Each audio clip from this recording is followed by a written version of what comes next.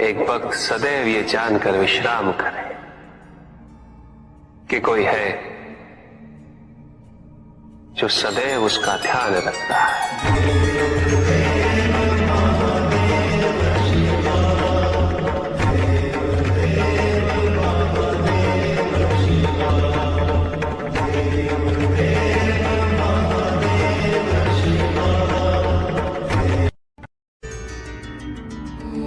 भक्त की भक्ति और उसकी श्रद्धा से प्रसन्न होगा। उसके आराध्य उसे दर्शन अवश्य देते, किंतु कब, किस रूप में और किस परिस्थिति में,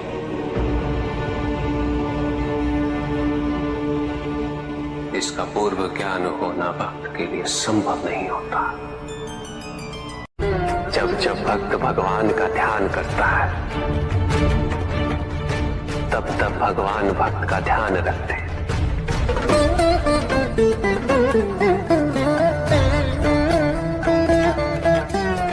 किंतु जिस क्षण भक्त भगवान का ध्यान नहीं करता, तब भी भगवान भक्त का ध्यान रखते हैं।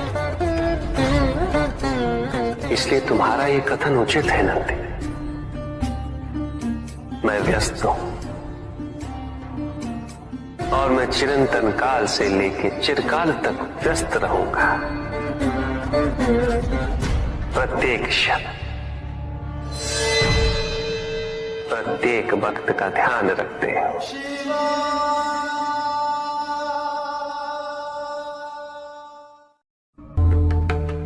जिसके कारण स्वार्थ, विनाश, क्रूरता, अशांति और भय में वृद्धि हो, वह ज्ञान है। किंतु जो व्यक्ति को उदार, निर्भीक, सहनशील और विनम्र बनाए, वही ज्ञान है। अज्ञान की शक्तियां दुरुपयोग करने हेतु प्रेरित करती हैं, किंतु जो अपनी शक्तियों और अपने सामर्थ्य के प्रति अपने उत्तरदायित्व को समझाए,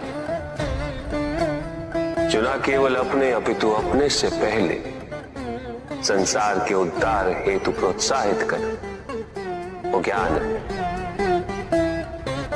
ज्ञान का मूल उद्देश्य ही परोपकार है, सृजन है। दूसरों की भावनाओं को समझना, उनका आदर करना, यही ज्ञान है। क्योंकि ज्ञान हमें न केवल अपने अपितु दूसरों के दुख और सुख के प्रति भी संवेदनशील बनाता है। किंतु जो दूसरों की भावनाओं का अनादर करे, उसे ज्ञान की श्रेणी में कैसे रखा जा सकता है?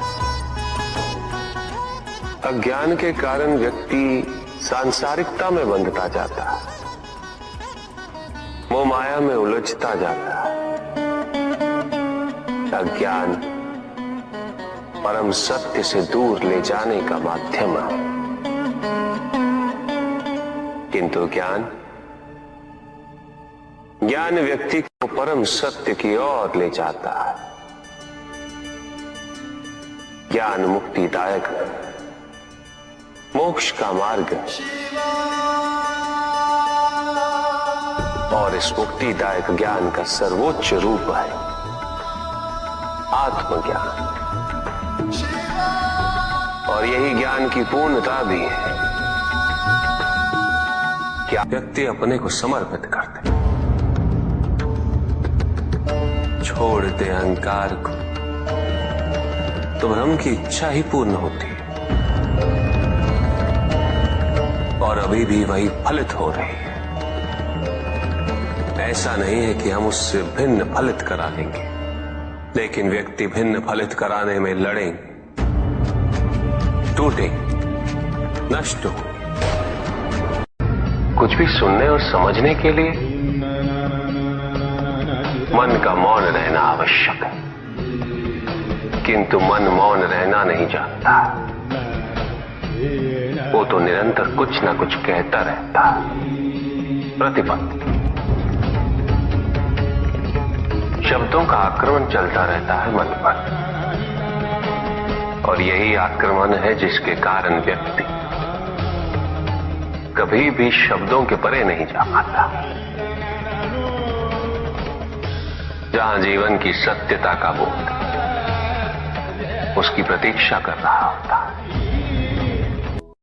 कभी भी किसी व्यक्ति का विवेक, उसके संस्कार, निर्भीकता तथा उसके आचरण की परिपक्वता को परखना हो तो उसे शक्तियों से सुसज्जित करता हूं, पदाधिकार सौंपता हूं। परिणाम स्पष्ट हो जाएगा। प्रभु,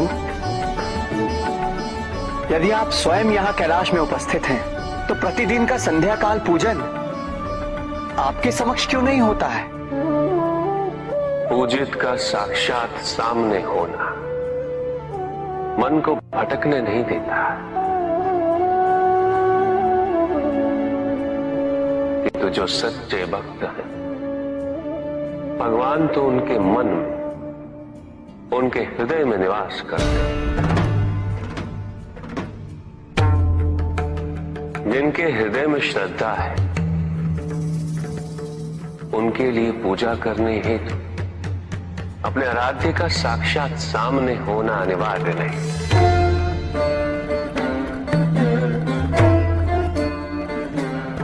वो तो अपने मन के नेत्रों से प्रतिपल उनके दर्शन पा रहे हैं।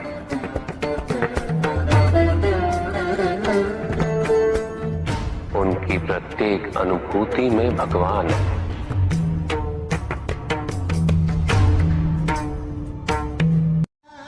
सुख आंतरिक होता है, संतोष आंतरिक होता है। उन्हें बाहरी तत्वों से रेखांकित और परिभाषित नहीं किया जा सकता, आकार से नहीं पाया जा सकता। आकार के आधार पर केवल अहंकार ही उत्पन्न होता है, क्योंकि आकार से तुलना करने का संदर्भ प्राप्त हो जाता है। यदि तुम्हारा आकार छोटा है तो तुमसे भी छोटा कोई ना कोई अवश्य होगा,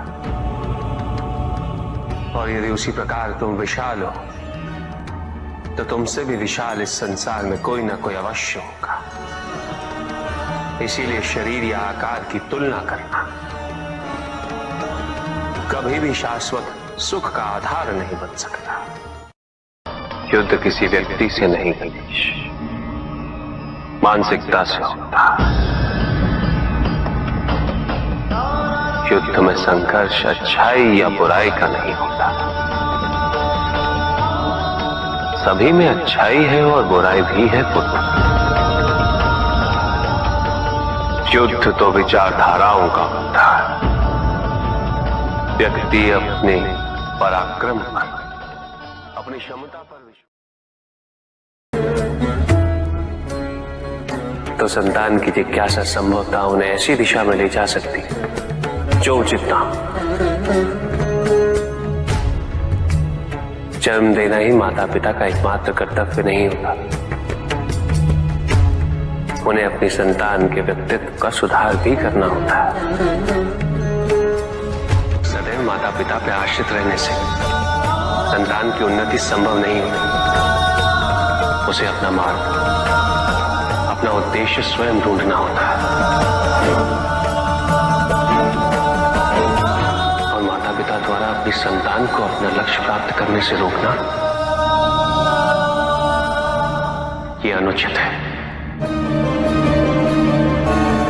दंड वही जो अपराधी की आपराधिक प्रवृत्ति को परिवर्तित कर उसे न्याय और धर्म का पालन करने वाला व्यक्ति बना दे। भाग्य तो स्वयं कर्मों से ही निर्धारित होता है।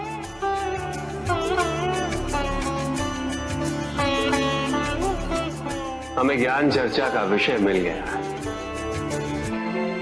तो प्रश्न ये है कि हमारा भाग्य हमारे कर्म निर्धारित करता है या हमारे कर्म हमारा भाग्य बनाते हैं?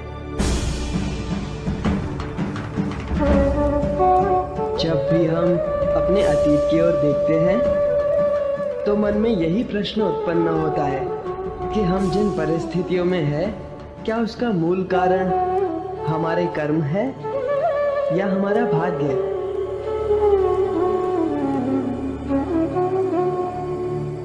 किंतु कर्म और भाग्य एक दूसरे से पृथक नहीं है, बल्कि एक दूसरे के पूरक है।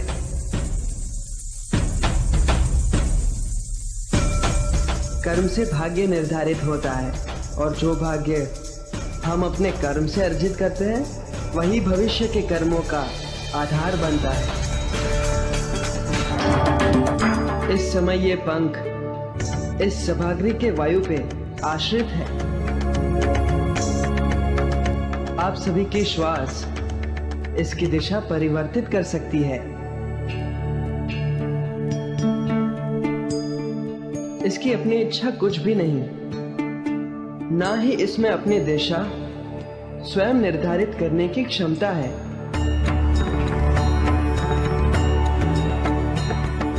उड़ते उड़ते कीचड़ में गिर जाना इस पंख का भाग्य हो सकता है, किंतु हमारे द्वारा कर्म ना करने के कारण किसी कठिन परिस्थिति से गिर जाना, इसका दोष हम केवल भाग्य को नहीं दे सकते।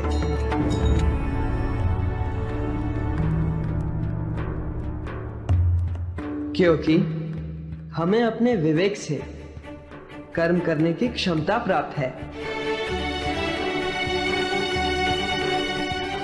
यदि हम कर्म नहीं करते तो उसका फल हमें भुगतना ही होगा। भाग्य प्रबल हो तो वो हमारे कर्मों को प्रभावित करता है,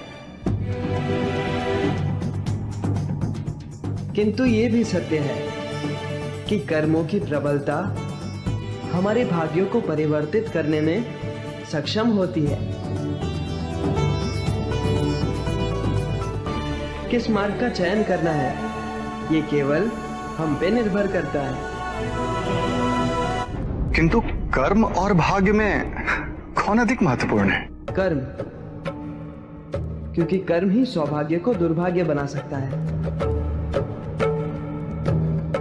और दुर्भाग्य को सौभाग्य में कर्म ही परिवर्तित कर सकता है। किंतु कर्म से मेरा तात्पर्य कर्म की पूर्णता है।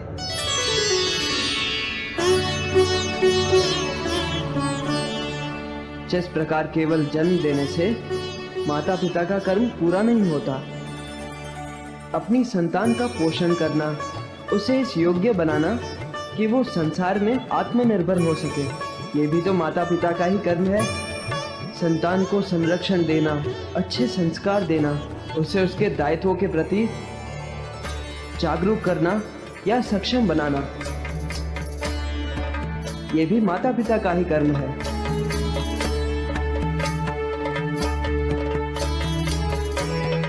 कर्म को मात्र एक औपचारिकता नहीं, बल्कि धर्म समझ के उसका निर्वाह करना, यही अच्छे भाग्य का, अच्छे भविष्य का बीजारोपण करता है। श्री गणेश की जय! श्री गणेश की जय! तुमने कहा कि कर्म और भाग्य के मार्ग का चयन करना हम पे निर्भर करता है।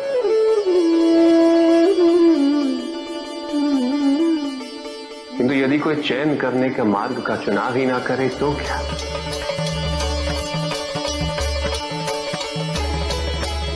यदि इस पंख के लिए इसका महत्व ही ना हो कि वो कीचड़ में गिरा या किसी के शीर्ष पे अलंकृत हुआ। कर्म और भविष्य के मार्ग से पृथक होकर एक मार्ग और होता है,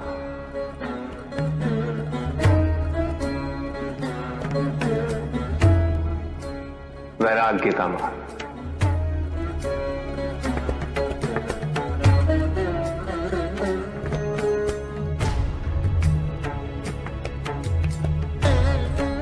संसार अनेक युगों तक कर्म और भाग्य की प्रबलता पर विमर्श करता रहेगा और ऐसे विमर्श समाज की उन्नति में सदैव सहायक सिद्ध हो।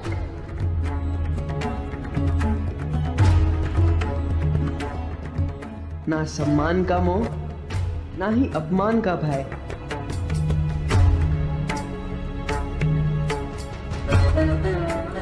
अर्थात एक ऐसी दशा जिसका होना ना होना किसी भी परिभाषा के परे है।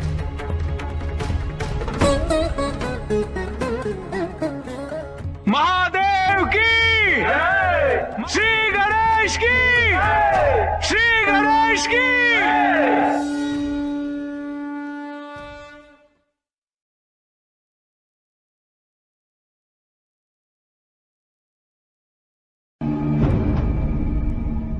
तो आप सबकी मंशा मेरे भोजन में परिवर्तन लाने की है।